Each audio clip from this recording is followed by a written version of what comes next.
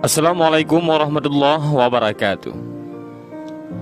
Alkisah, ada seorang konglomerat yang sangat kaya raya menulis surat wasiatnya, yaitu barang siapa yang mau menemaniku selama 40 hari di dalam kubur setelah aku mati, akan aku beri warisan separuh dari harta peninggalanku. Lalu ditanyakanlah hal itu kepada anak-anaknya, apakah mereka sanggup menjaganya di alam kubur nanti? Tapi anak-anaknya menjawab, "Mana mungkin kami sanggup menjaga ayah, karena pada saat itu ayah sudah menjadi mayat." Keesokan harinya dipanggillah semua adik-adiknya, dan beliau kembali bertanya, "Adik-adikku, sanggupkah di antara kalian yang menemaniku di dalam kubur selama 40 hari setelah aku mati nanti? Aku akan memberi setengah dari hartaku."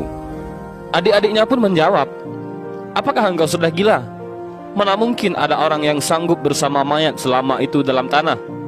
Lalu dengan sedih konglomerat tadi memanggil ajudannya untuk mengumumkan penawaran istimewanya itu kepada para penduduk. Akhirnya sampai jugalah pada hari di mana konglomerat tersebut kembali ke rahmatullah. Kuburnya dihias megah laksana sebuah peristirahatan termewah dengan semua perlengkapannya. Pada waktu yang hampir bersamaan, seorang tukang kayu yang sangat miskin mendengar pengumuman wasiat tersebut. Lalu tukang kayu tersebut dengan tergesa-gesa segera datang ke rumah konglomerat tersebut untuk memberitahukan kepada ahli waris akan kesanggupannya. Keesokan harinya dikebumikanlah jenazah sang konglomerat. Si tukang kayu pun itu turut ke dalam liang lahat sambil membawa kapaknya. Yang paling berharga dimiliki si tukang kayu hanyalah kapak untuk bekerja mencari nafkahnya.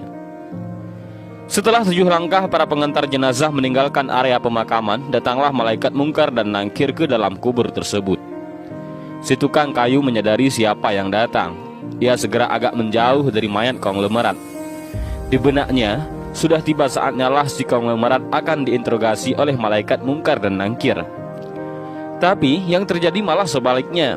Malaikat mungkar dan nangkir malah menuju ke arahnya dan bertanya kepadanya, "Apa yang kau lakukan di sini?" "Aku menemani mayat ini selama 40 hari untuk mendapatkan setengah dari harta warisannya," jawab si tukang kayu. "Apa saja harta yang kau miliki?" tanya mungkar nangkir. "Hartaku cuma kapak ini saja, untuk mencari rezeki," jawab si tukang kayu. Kemudian mungkar dan nangkir bertanya lagi, "Dari mana kau dapatkan kapakmu ini?" "Aku membelinya," balas si tukang kayu. Lalu pergilah mungkar dan nangkir dari dalam kubur tersebut. Besok di hari kedua, mereka datang lagi dan bertanya, "Apa saja yang kau lakukan dengan kapakmu?" "Aku menebang pohon untuk dijadikan kayu bakar, lalu aku jual ke pasar," jawab tukang kayu. Di hari ketiga ditanya lagi, "Pohon siapa yang kau tebang dengan kapakmu ini?" "Pohon itu tumbuh di hutan belantara, jadi nggak ada yang punya," jawab si tukang kayu itu. "Apa kau yakin?" lanjut malaikat. Kemudian para malaikat pun hilang.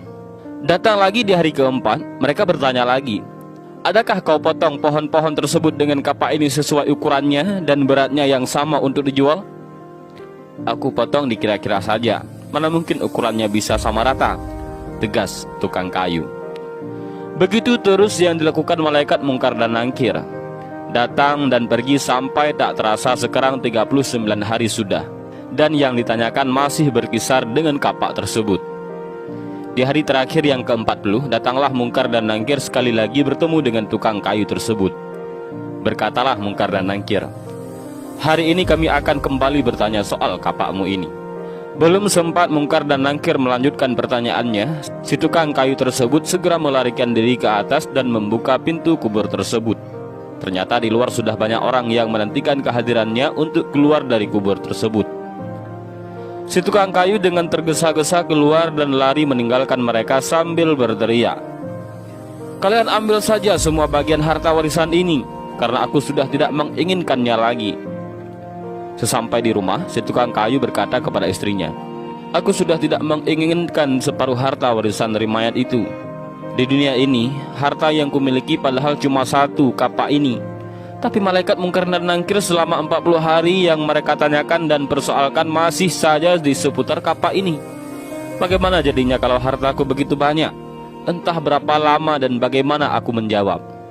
Dari Ibnu Mas'ud radhiyallahu an dari Nabi Muhammad sallallahu alaihi wasallam bahwa beliau bersabda, tidak akan bergerak tapak kaki anak Adam pada hari kiamat hingga ia ditanya tentang 5 perkara, yaitu umurnya untuk apa dihabiskannya, masa mudanya kemana dipergunakannya, hartanya dari mana ia memperolehnya dan kemana dibelanjakannya, ilmunya sejauh mana diamalkan. Hadis riwayat Tirmizi.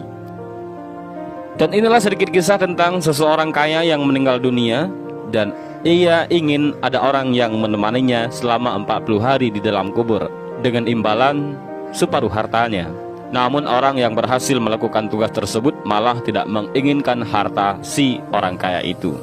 Dan mudah-mudahan kisah singkat ini bermanfaat bagi kita semua. Amin ya rabbal alamin. Wallahu a'lam bishawab. Assalamualaikum warahmatullahi wabarakatuh.